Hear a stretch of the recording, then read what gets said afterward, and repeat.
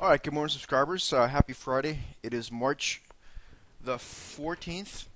I hope everyone survived yesterday's sell-off in the broader market. It was just basically a another risk-off day. Basically, just sort of follow through um, from that Monday, March 3rd sell-off that we saw uh, as we kicked off the month, really in the back of Ukraine and Russia. That whole situation seems to be getting a little bit worse now, or at least it hasn't resolved itself.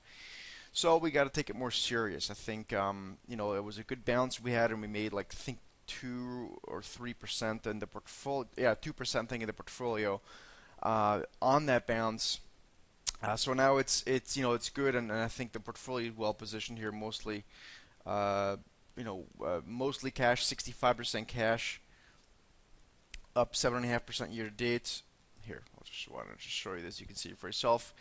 And mind you, this is a paper account, so this is not the real portfolios I trade. It's the same exact trades, but these amounts, obviously, this is just the MarketFi Study Trader one, so I can replicate exactly what I do in the real portfolio. So in terms of the dollar amounts, you can pretty much ignore that. Just look at the cash percentages and the performance and the profit or loss on the trade. So you can see we're down on JCPenney. That's a very fast move. So 3.63% is not much.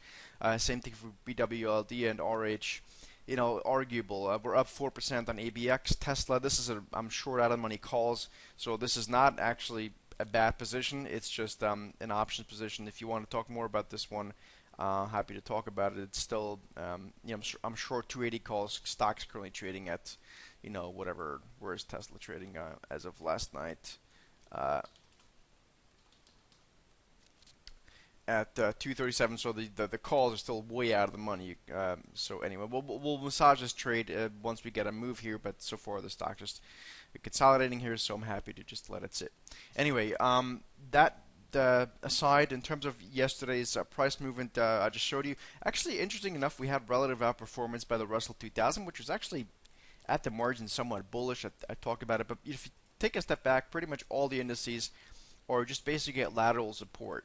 Okay, and that goes for just about all of them, even the QQQs, Nasdaq 100, just right here at lateral support, i.e., just retesting the breakout areas in the S&P cash index that basically corresponds to around, I'm going to say around, give or take 5-ish handles of the 1850 area. So we closed 1846 last night, but all in all, that's still basically corresponds to a retest of this resistance area that we broke past in early March, late February. So that's pretty much what's happening there. If you dig a little bit deeper, transports, really the same, same thing. There are a lot of nasty outside day candles yesterday, but one day doesn't really make a trend. And like I said yesterday, I just don't think we've seen the tops of this bull market yet. So, I think we're better off just kind of raising some cash and be more defensive rather than all out short this market. And you can see that by the portfolio composition.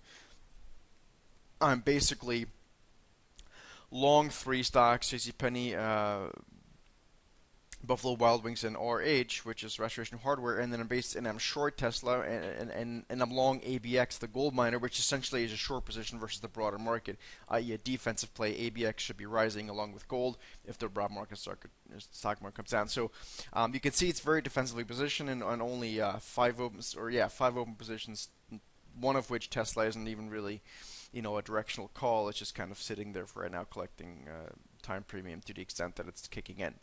Anyway, so that's that. Let's look at a couple other things that I am just a thing, a good testament to the correlation in the market. Okay, look at RH again. I bought this yesterday. We're down 2.5% now. A breakout fake out. And then this happened all over the place. FedEx, talk about it. Looked like it was ready to go. Pushing past resistance here, failed to do so at the end of the day. Look at Amazon. Same thing, looked like it was ready to go. Intraday, boom, turned back around. Look at even something like Krispy Kreme donuts. Beautiful breakout, but ended up closing right at the day's lows. I think the stock's going to go higher, by the way, so it's actually on my list. But it just shows the correlation between stocks.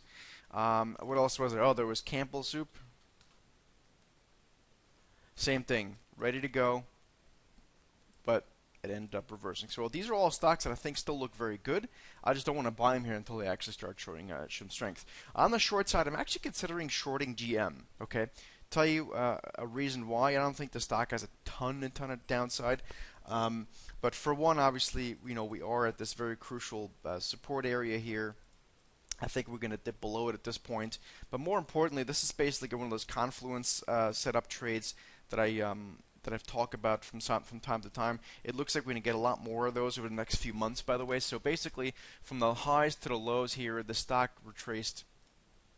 If we do a Fibonacci retraced exactly 50% here, and this 50% retracement level coincided with the crossing of the 50 and 100-day moving average.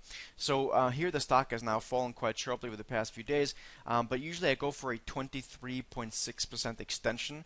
So sort of this move and then back up. I usually look for this stock move to extend 23.6% beyond the low of the swing. So it gets us a target price somewhere, between 32 and 33 somewhere. It's very rough, right? But that's what I'm sort of looking at.